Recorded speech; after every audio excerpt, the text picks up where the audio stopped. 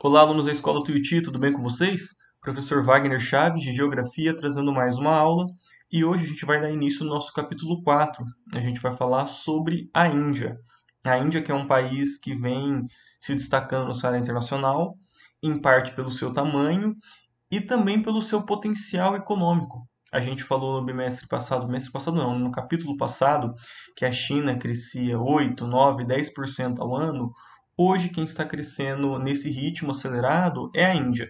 Vai cair um pouco agora por conta do coronavírus. Inclusive, recentemente a Índia ultrapassou o Brasil em número de casos, mais de 5 milhões, até porque lá tem mais de 1 milhão de pessoas, então era esperado isso. Então, 2020 vai ter uma retraída, mas a expectativa é que nos próximos anos a Índia ela surge aí como possível uma futura candidata à superpotência. Beleza? Então, na aula de hoje, eu quero introduzir o tema.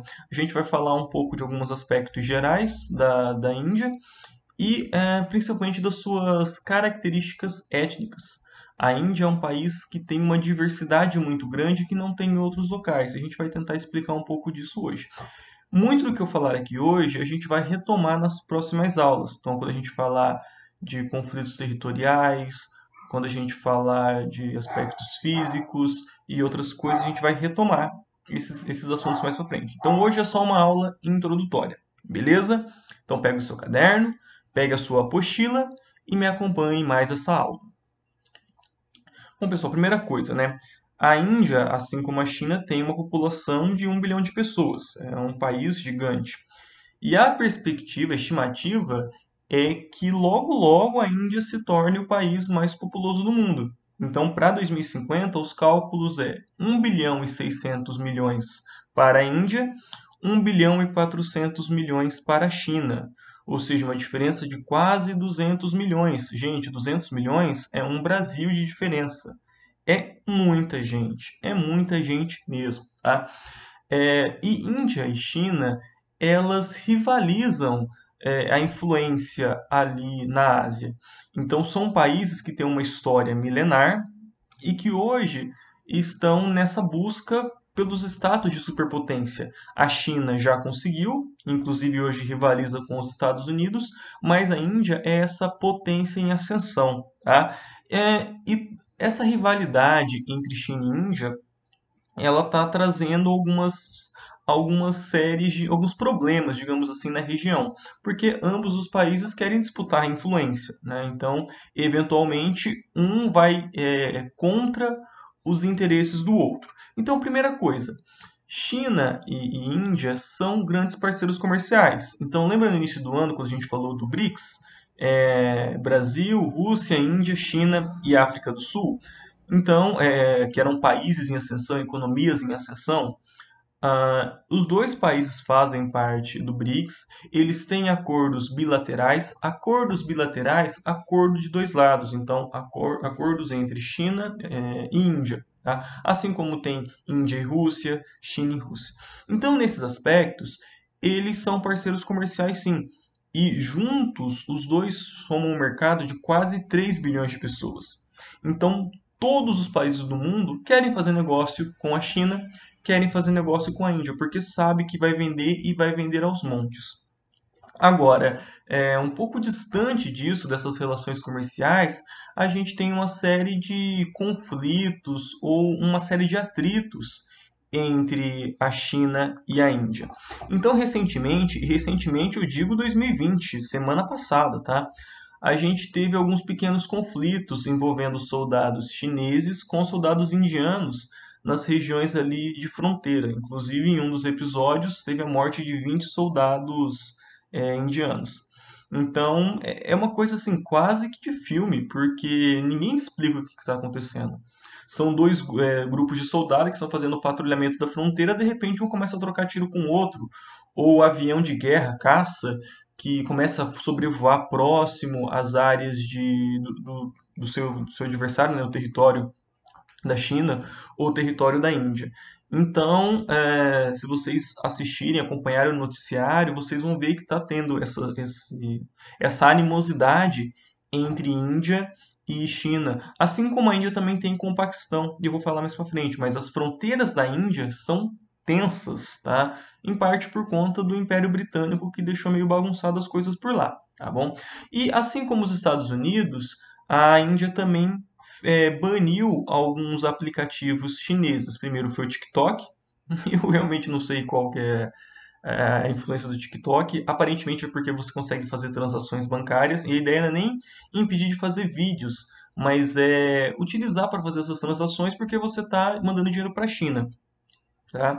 E o WeChat que eu já vi explicado também, ele é um aplicativo que basicamente controla a vida dos chineses, porque serve como documento, serve como plataforma de pagamento, cartão de crédito, enfim. Tá? E a Índia, ela tem uma proposta de se modernizar e aos poucos eliminar o uso de moeda física. Então a tendência na Índia é cada vez mais utilizar plataformas de pagamento, aplicativos, carteiras digitais. E a grande maioria dessas carteiras eram aplicativos chineses, como o WeChat, que foi banido, além de outros 59 aplicativos. Tá? A gente vai falar durante o capítulo que a Índia é um país de extremos, é um país muito rico em alguns pontos, porém uma população miserável, muito pobre. E essa população rica da Índia, eles vão estudar nos Estados Unidos, vão estudar nas melhores universidades do mundo e voltam para a Índia. E a Índia ela tem se tornado um polo tecnológico muito grande. Tá? Então, acho que inclusive a charge que abre o capítulo tem lá, né, o Rendra Modi, que é o primeiro-ministro indiano, estendendo o tapete para os investimentos de infraestrutura da China, e o Xi Jinping estendendo o tapete para a tecnologia gerada na Índia. Tá? Então, não é porque é um país extremamente pobre que eles não têm capacidade tecnológica, muito pelo contrário. A pequena parte da população que tem acesso a esse tipo de tecnologia, a esse tipo de conhecimento, a educação, na Índia faz isso muito bem. Beleza? Bom, vamos continuar aqui então. Um pouquinho da independência da Índia, gente. Primeiro, a Índia, vocês devem saber um pouco da história dela, né? Os portugueses querendo encontrar um caminho para as Índias, contornam a África, chegam até Calicut, na Índia, depois chegam em Goa, enfim, instalam algumas feitorias, algumas praças de comércio e começa então esse comércio da Europa da Ásia com a Europa através primeiramente dos portugueses, que levava chá, levava seda, levava porcelana, tudo aquilo que a gente já falou da China. Depois de um tempo, o pessoal começa a corrida pelas colônias. Então vem França, vem Holanda, vem os britânicos, e os britânicos eles tomam o controle do subcontinente indiano. Então toda essa região que vocês estão vendo aí, né? Paquistão, Índia, Bangladesh, ela foi praticamente tudo britânico. E assim como as outras regiões que a gente já trabalhou, que a gente viu lá na África, quando a gente estudou no passado, a Índia conseguiu sua independência pós Segunda Guerra Mundial, tá, em 1947. E embora a Rainha Elizabeth fosse rainha da Índia e do Paquistão até 1956. Tá? Então, quando a Índia consegue a sua independência, nós temos aí a divisão do Raj britânico. Então, uma parte da população muçulmana, vem aqui para o Paquistão, outra parte vai para Bangladesh, na época era Paquistão Ocidental e Paquistão Oriental. Posteriormente, fazem parte do mesmo país, mas depois Bangladesh tem a sua independência consolidada. A Caxemira a gente vai trabalhar futuramente. Então, a ideia de fazer a partição da Índia era diminuir os atritos étnicos. O Paquistão e Bangladesh ficou sendo redutos muçulmanos, enquanto a Índia ficou sendo um país de maioria hindu. Então nós temos ali próximo Myanmar, que nós temos a maioria budista. Então a ideia era realmente essa, né? Você diminui os atritos porque você concentra uma certa população, um certo grupo étnico numa única região. Não preciso falar que tem conflitos até hoje, que é o caso da Caxemira, e vários outros conflitos que nós temos por questões fronteiriças, né, de você querer estender o seu território mais para o leste, mais para o oeste, enfim, tá? Bom, então a ideia era tornar a Índia um país hindu, até porque o nome Índia deriva do rio Indo, deriva do hinduísmo, tá? Porém, a Índia, como eu falei, é um berço da civilização. É um local de surgimento tanto da religião budista quanto do hinduísmo.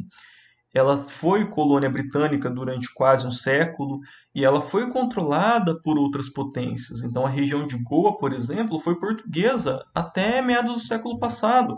A Índia se tornou independente e Goa continuou portuguesa. Então, por conta desses fatores, a Índia tem uma diversidade étnica muito grande. Diferente da China, a gente não acabou não trabalhando isso, né? Mas a China, ela tem uma população que é muito parecida etnicamente, que é a população de etnia Han. A gente acabou não falando isso, mas a cunho de curiosidade, tá? A Índia não.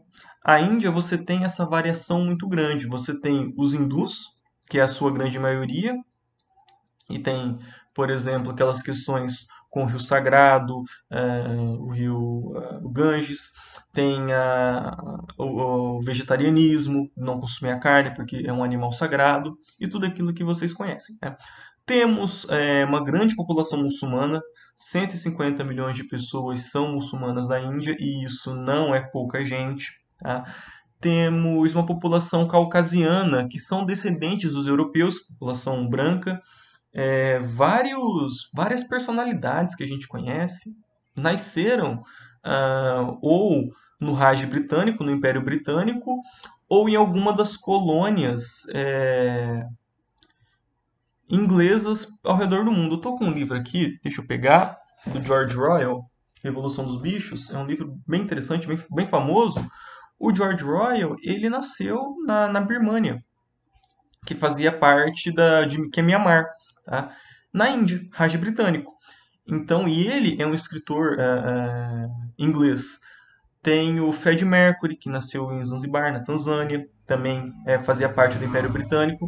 Então, embora muitas dessas pessoas voltaram para a Inglaterra, tem os seus descendentes ainda que estão na Índia. Então, são uma grande população cristã, ou católica, ou protestante, tá? Além de populações das montanhas que vivem nas partes altas do Himalaia, na fronteira com o Tibete, na fronteira com o Nepal, com o Butão, que são mais ligados à população da Ásia Central. Então, não existe uma certa homogeneidade da população indiana. É bastante diversificado por conta desses fatores históricos, tá? E além disso, nós temos o fator riqueza e pobreza que eu mencionei no início da aula. Uma população muito rica e uma população muito pobre. Na Índia, até a década de 1950, havia a distinção de castas, tá? Casta, pessoal, era basicamente aqueles estamentos da Idade Média. Então, sei lá, você tinha um camponês, o servo, o camponês, e o nobre. Então, nobres se casavam com nobre, camponês com camponês. Era basicamente isso. Então, você tinha lá os brahmanes, os dalits, que eram os intocáveis. Então, isso fez com que ficasse muito engessado a mobilidade social, porque a elite vai casar com a elite, os pobres casarão com os pobres. Hoje isso não existe mais teoricamente, não em legislação, mas ainda há a cultura de castas na Índia. Então a população rica se casa com a população rica e a população pobre acaba se casando com a população pobre. E aí você tem uma concentração de renda muito grande. É aquilo que eu falei. A população rica da Índia é extremamente rica. Seus filhos vão estudar nos Estados Unidos, nas melhores universidades, as pessoas que detêm conhecimento, que sabem, que trabalham com tecnologia. Em compensação, nós temos o outro lado bastante pobre. Beleza, pessoal? Então, nós ficamos por aqui. Peço que vocês fiquem em casa, que vocês lavem as suas mãos constantemente. Um abraço e até a próxima aula.